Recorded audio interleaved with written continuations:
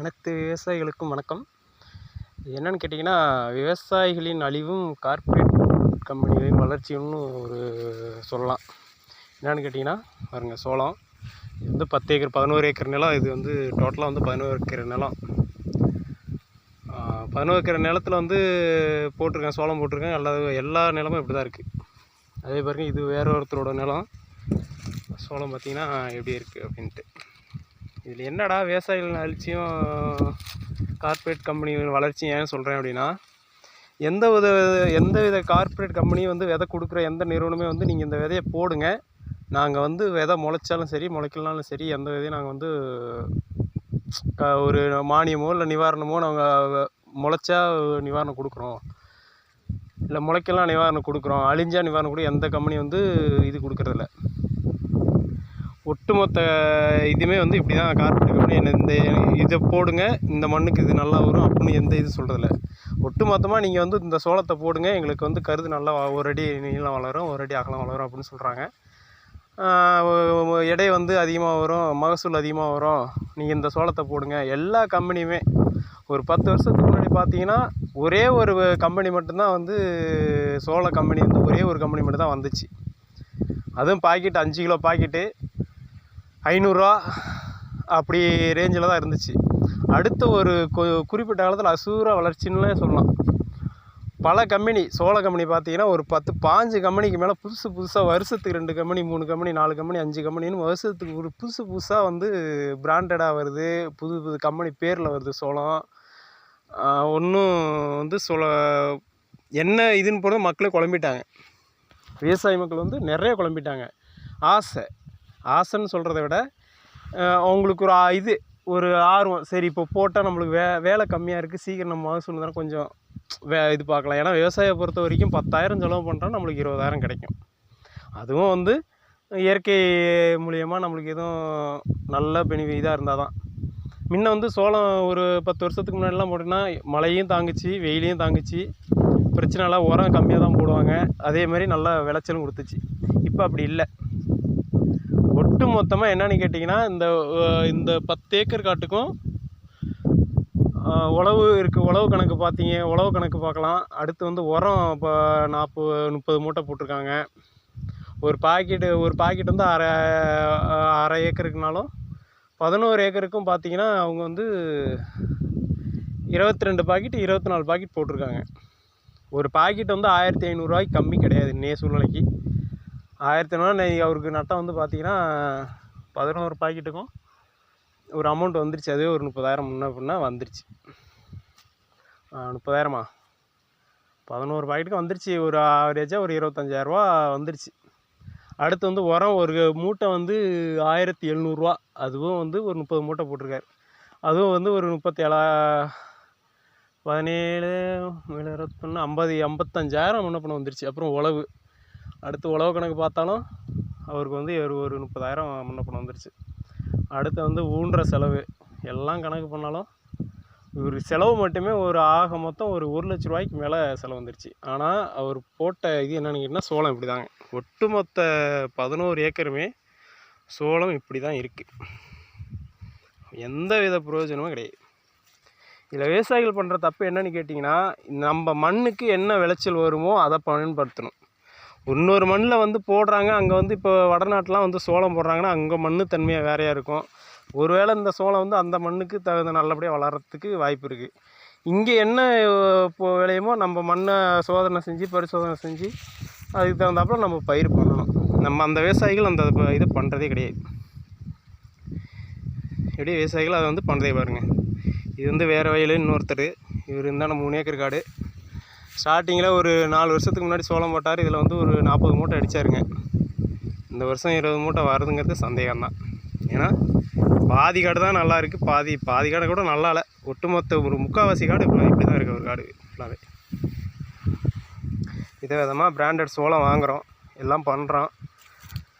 1,500 ஒரு 1,700 அதுவும் என்னென்னமோ கம்பெனி பேர் சொல்ல விரும்பலை. புதுசாக இந்த கம்பெனி போடுங்க, இவ்வளோ சோளம் வரும், நல்லா தெளிப்பாக வரும், 3/4 அடி கருது வரும், ஒரு கருதே வந்து 1/4 கிலோவுக்கு மேலே சோளம் மகசூல் வரும் அப்படிங்கிறாங்க.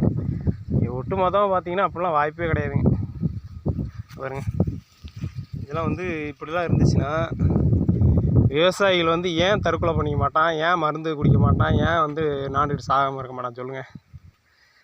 நான் வந்து அரசு வந்து கவர்மெண்ட்டுக்கோ கார்ப்பரேட் கம்பெனிங்க மேலேயே நான் குறை சொல்லலை. நான் ஒட்டுமொத்த விவசாயிகள் மேலே தான் நான் வந்து ஒட்டுமொத்தமாக நான் குறை சொல்கிறது. நம்மளுக்கு எங்கெங்கே போச்சு?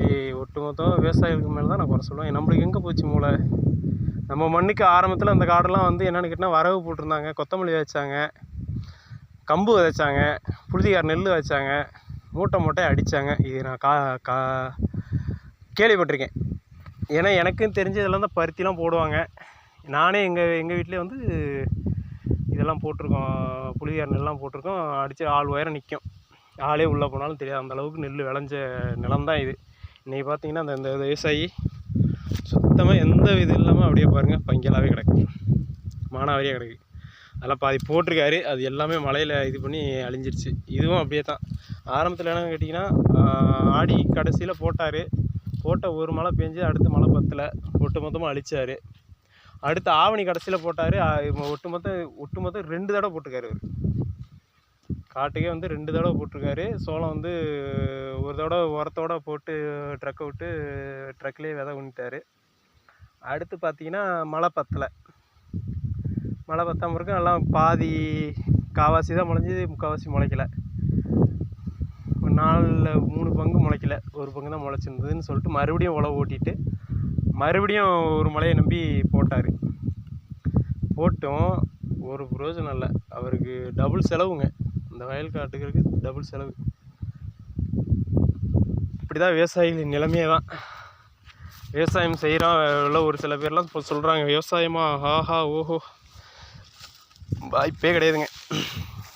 ஒவ்வொரு விவசாயியும் நட்டம் தான் பட்டுட்ருக்கான். வருஷம் வந்து நட்டம் மட்டும்தான் பட்டுட்ருக்கான ஒழிய அவன் போட்ட காசு எடுக்கிறதுக்கு அவன் ரொம்ப கஷ்டம். இதில் என்னென்னு கேட்டிங்கன்னா கார்ப்பரேட் கம்பெனியில் என்னென்னு கேட்டிங்கன்னா புழு மருந்து. இப்போ என்னென்னு கேட்டிங்கன்னா சோளத்தில் புதுசாக வந்து படைப்புழுன்னு சொல்லிட்டு 2 வருஷத்துக்கு முன்னாடி போட்டுருந்தாங்க. இப்போ குருத்து புழு. வருஷாந்திரம் புழுவுக்கு வந்து பேர் மாறிக்கிட்டே இருக்குது. அமெரிக்கன் படைப்புழுன்னாங்க, அடுத்து வந்து படைப்புழுன்னாங்க, அடுத்து வந்து இப்போ குருத்து புழு.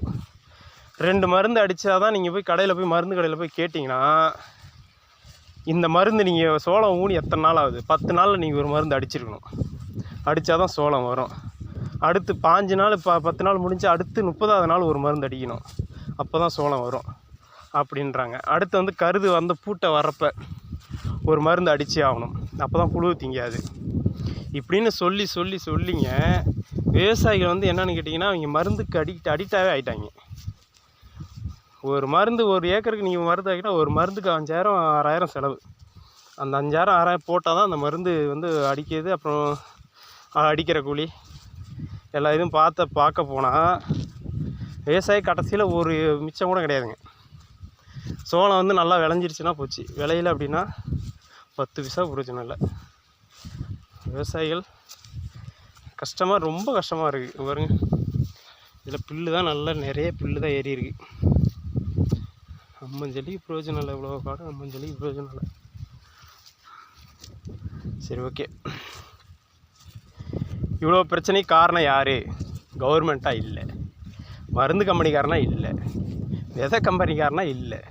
ஒட்டுமொத்த அழிவுக்கும் காரணம் இவ்வளோ விவசாயம் இந்த மோசமாக போனது காரணம் நம்ம விவசாயிகள் மட்டும்தான். ஏன்டா இப்படி சொல்கிறேன் அப்படின்னு கேட்டிங்கன்னா விவசாயிகள் தான் காரணம். வலையை விரிக்கிறாங்க, அதில் விழலாமா வேணாமா அப்படின்னு நம்ம தானே முடிவு பண்ணணும். எல்லாம் நல்லா வரும்னு எல்லாம் சொல்லிகிட்ருக்காங்க. இல்லை ஒரு சோளம் ஒரு பிரயோஜனம் கிடையாதுங்க, அம்மஞ்சளி பிரயோஜனம் கிடையாது. நம்ம மண்ணுக்கு என்ன பயிர் வருமோ அதை தான் நம்ம பண்ணணும். அது இல்லாமல் தண்ணிக்குள்ளே வளர்கிறதுக்கு வந்து கடல் மீனை கொண்டாந்து கிணத்துக்குள்ளே விட்டால் கிணத்துக்கு மீனை கொண்டாந்து கடலில் விட்ட மாதிரி ஆகிப்போச்சு விவசாயோட நிலைமை. ஆனால் இதை வச்சு என்னென்னு கேட்டிங்கன்னா மருந்து கம்பெனிக்காரன் நல்லா பிழைக்கிறான், அடுத்து வந்து சோளம் கம்பெனிக்காரன் நல்லா பிழைக்கிறான். இவங்க 2 பேரும் நல்லா பிழைக்கிறாங்க. கடைசியில் வந்து தலையில் துண்டு போட்டு போகிறது விவசாயம் மட்டுமாக தான் இருக்கான். விவசாயிகள்கிட்ட இது புரியவும் செய்யுது, என்னடா பண்ணுறது வேறு வழி இல்லையே அப்படின்னு செய்கிறாங்க. பணம் இருக்கிறவங்களுக்கு தெரிஞ்சு கொள்ளலை, ஏதாவது ஒன்று போட்டு 10,000க்கு 20,000 செலவு பண்ணி கடைசியில் 25,000 வந்து மகசூல் எடுத்துடுறாங்க. நட்டம் எவ்வளோ, உழைப்பு நட்டம், மருந்து செலவு எல்லாம் கணக்கு பண்ணால் அந்த 5,000 நம்மளுக்கு மிச்சம் இல்லை. எவ்வளவோ வந்து விவசாயிகள் வந்து கவர்மெண்ட்டு வந்து சொல்லுது, இந்த மாதிரி செய்யுங்க, இந்த மாதிரி செய்யுங்க, இந்த மாதிரி செய்யுங்க அப்படின்னு. விவசாயிகள் வந்து கேட்குறதில்ல. விவசாயி நட்டமாகறதுக்கு இந்த மண் இது எல்லாம் நாசமாக போனது காரணம் விவசாயி தான், வேறு யாருமே கிடையாது. கரெக்டாக பேசுகிறேன் நான்.